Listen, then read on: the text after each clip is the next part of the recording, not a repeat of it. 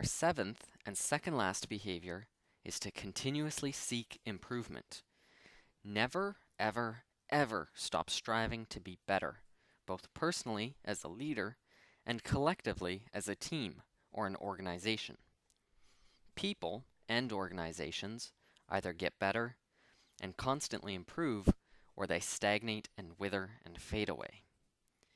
Socially responsible leaders are always seeking improvement, because not only does improvement make the organization better, but the pursuit of improvement keeps the organization and its members alive. It keeps the spark within them alight, and it gives them something to strive for. On the other hand, a company or an organization or team stuck in mediocrity is a company or organization or team that is slowly dying. No leader wants that for their group, but it's tough to always be moving forward. It takes guts and consistent hard work and improvement to build a company which is great and which can stand the test of time. The first thing you can do is to vigorously seek out areas of improvement. In particular, seek the feedback, opinions, and suggestions of your stakeholders regularly. If you don't already know what you need to improve, the answers are probably just 1 or 2 conversations away. The second important thing is to be constantly measuring your progress. In particular, you should be measuring your progress against the purpose and commitments that we talked about earlier. Just what are the impacts, positive and negative, that you have on other people? And are you improving or getting worse? Measurement helps you not only understand where you are right now, but also your direction over time. And it helps motivate future improvement. Third, build upon existing strengths. It is important to understand and improve your weaknesses, but the greatest opportunity comes from enhancing your existing strengths, both at a personal and organizational level.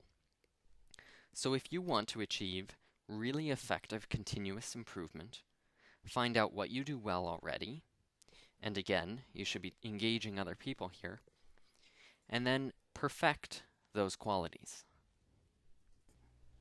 Our eighth and last behavior, and one of the most important, is communicating the truth. Communicating as a responsible leader is not just about one-way reporting, but about fostering an open and candid dialogue between yourself and your stakeholders. Without honest communication, there could be no stakeholder engagement and no ability to understand expectations and opportunities for improvement. And without honesty and trust, your responsible leadership will appear manufactured and hypocritical.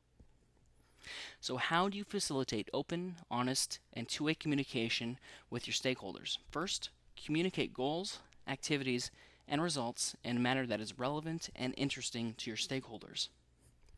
Your typical Fortune 500 company will put out one social responsibility report each year. But how do you know that's good enough for your stakeholders?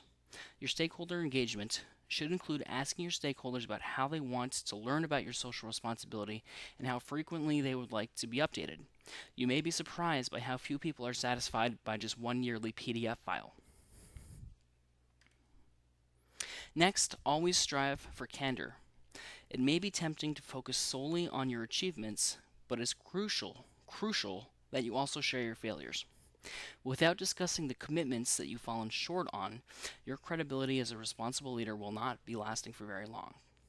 However, if you're open and honest about your shortcomings, what you've learned from them, and how you plan to improve your performance, this can contribute greatly to your credibility. Finally, it's important to encourage upward communication. Many stakeholders aren't used to being asked for suggestions, ideas, and feedbacks, but can contribute much to the conversation if given a chance. Opening the communication lines just isn't enough. The responsible leader encourages and coaxes stakeholders to get in on the dialogue. As a responsible leader, you should create systems that encourage upward communication from stakeholders and be open and receptive to opinions and feedback. Invite your stakeholder groups to town halls, have a phone line dedicated to feedback, develop feedback forums that have high visibility on your website, and always welcome questions and discussion. Honest communication is the glue that holds all of the behaviors together, and without it, your responsible leadership can be greatly compromised. So there you have it. The 8 Behaviors of a Responsible Leader. Appreciate your opportunities, engage with people, lead with purpose, commit to what matters, empower others, build support systems, continuously seek improvement, and communicate the truth. Let's briefly review. We've learned that responsible leadership begins by understanding the opportunities you have to make a positive impact. What ways can you employ your limited resources to build a strong and sustainable business and create value for the community? We've seen that leadership requires continuous stakeholder engagement. You must be having constant conversations with the people that matter most to your business: your employees, your customers, your suppliers, your communities, and so on.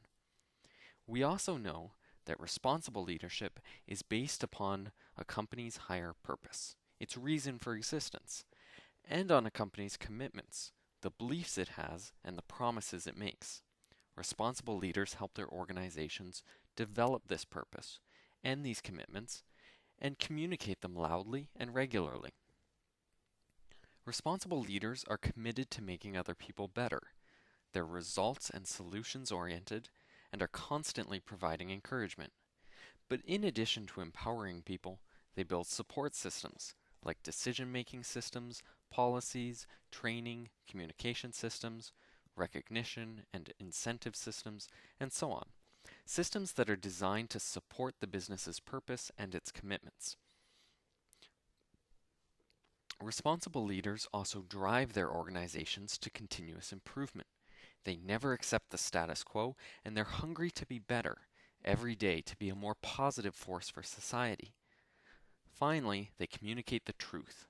They're not afraid to talk to other people about their organization's goals and progress, but they do so in an honest and authentic way. They talk about the good and the bad. They're candid. Now, there are certainly other behaviors too that leaders use each and every day to make positive change in the world. But these 8 are the core, the specific things that all responsible leaders must strive to master.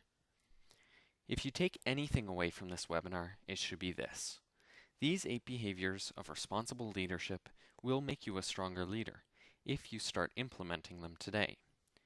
They're not ideas or concepts, but they're behaviors, they're actions.